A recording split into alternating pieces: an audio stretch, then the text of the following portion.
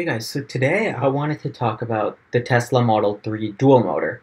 Now Tesla recently unveiled the dual motor and in fact the performance, which is the dual motor all-wheel drive, and it's got some upgrades above the standard, which aren't available, which really you won't notice at first sight until you actually, go through uh, the configurator. So starting with the dual motor is only a $4,000 upgrade. Now in the Model S, I believe the Model S now it's standard dual motor, but it used to be $5,000, and I really don't see why is it $4,000. I think it's probably just because they're trying to do the whole economy car thing, but it's probably something along those lines. But anyways, we can select the dual motor over here. And if you notice, you can see the difference here since they've added another motor up here. However, this is always going to be the most powerful motor, and that's still there in the rear wheel drive. If we change this to the performance, in the Model S and X, this actually turns into a bigger motor, but I'm guessing that they're probably just using the same motor here. If we go on to the exterior, there really is no difference here with the dual motor all-wheel drive. It's more or less just the same thing. Yeah, you just have your colors. There's really nothing different here. But if you do select performance, then you do get some more options here for like spoiler and stuff like that. And the red brake calipers, if you do want those look amazing. But the interior, this is where I think the biggest change must be. Where the dual motor, you can actually select the white interior. Now, this white interior was unveiled as just for the premium interior at the start, and they were going to slowly roll it out. So they're starting to roll it out here to the dual motor vehicle, but they haven't yet rolled it out to the upgraded battery, which is kind of like the base model for now. But like as we know, the base model is still not here. That $35,000 vehicle, or waiting for that hopefully soon.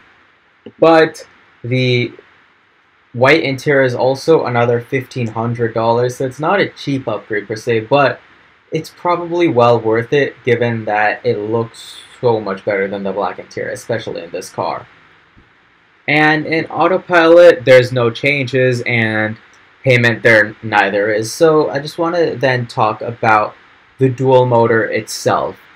So the dual motor, of course, adds another motor up front, and Tesla, they do dual motor differently than any other company. Any other gas vehicle, how they do it is that they've got one engine up front, and using differentials, the power is transmitted to the rear wheels. However, in Teslas, they've got a separate motor, and well, in the gas engine, you can't really have two engines as well, of course, because they're huge.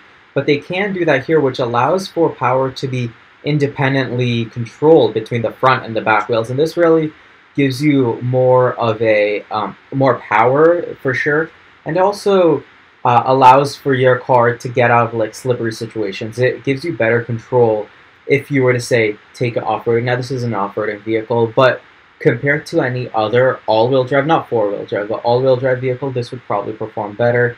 It also performs a lot better in conditions such as snow or dirt, and that's because of how Tesla has designed their dual motor vehicles.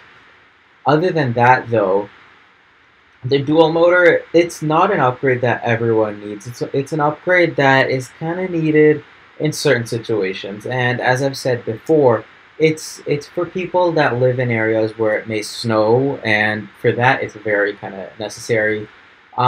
It's also important for people where it may rain a lot. It's quite helpful in the rain. If it does rain heavily, of course, not drizzling or anything.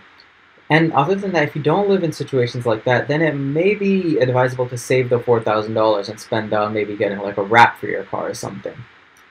Because other than that, really, the dual motor, I'm not sure if it gives you more power in the Model 3.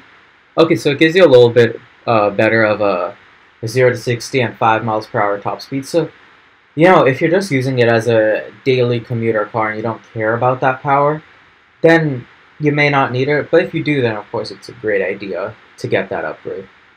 But other than that, that was pretty much what I wanted to talk about, the dual motor, which is quite an exciting step for Tesla.